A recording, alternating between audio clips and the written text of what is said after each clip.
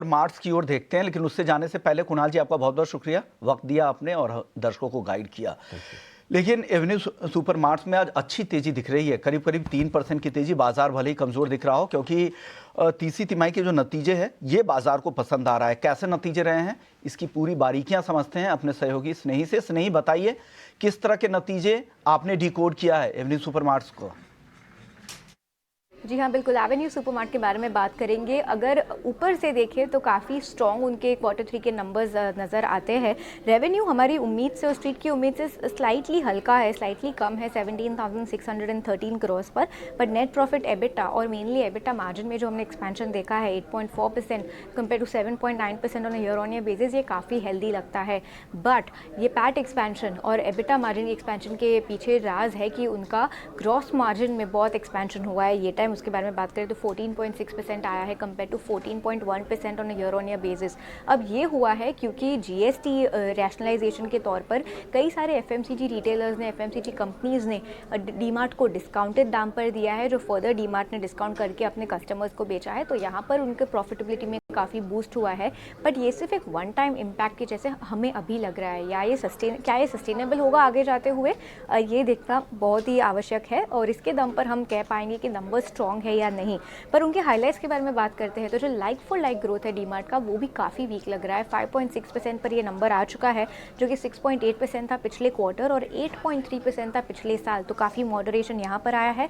But उनका store addition के pace में एक पिकअप देखने को मिली है। वापस 10 स्टोर ऐड हुए हैं Q3 में, 27 स्टोर ऐड हुए हैं 9 महीनों में फाइनेंशियल ईयर 26 के। और रेवेन्यू पर स्क्वायर फीट में भी सिक्वेंशियल बेसिस पर एक 7% का जंप आया है, but year on year basis पर काफ़ी फ्लैट मूव रहा है। मैनेजमेंट रिजेक्ट के बारे में बात कर लेते हैं। एक दूसरी अनाउंसमेंट जो आई थी डीमार्ट से, करंट एमडी और सीईओ जो है मिस्टर इग्नेशियस नेविल नोरोना, उनका टर्म 31 जैन को खत्म हो जाएगा। उसके बाद जो करंट सीईओ डेजिग्नेट है अंशुल असावा जी, जो उनके अंदर सीख रहे हैं अभी, वो टेक ओवर करेंगे सीईओ के दम पर 1 फरवरी से और एमडी के तौर पर 1 अप्रैल से 3 सालों के लिए। आखिर में समझ लेते हैं ब्रोकरेजेस का क्या रिएक्शन है डीमार्ट के अर्निंग्स पर। गोल्डमैन सैक्स ने अपना सेल रेटिंग बरकरार रखा है, पर टारगेट प्राइस में थोड़ा सा अपटिक किया है। मक्वायरी ने अपना अंडर परफॉर्म स्टांस मेंटेन किया है। जेबी मॉर्गन ने न्यूट्रल स्टांस बनाए रखा है, बट टारगेट प्राइस में कट है। जेफरीज ने होल्ड रेटिंग बनाए रखा है, टारगेट प्राइस 4050। मॉर्गन स्टैनली ने अपना इक्वल वेट रेटिंग बरकरार रखा है, प्राइस टारगेट भी बरकरार है।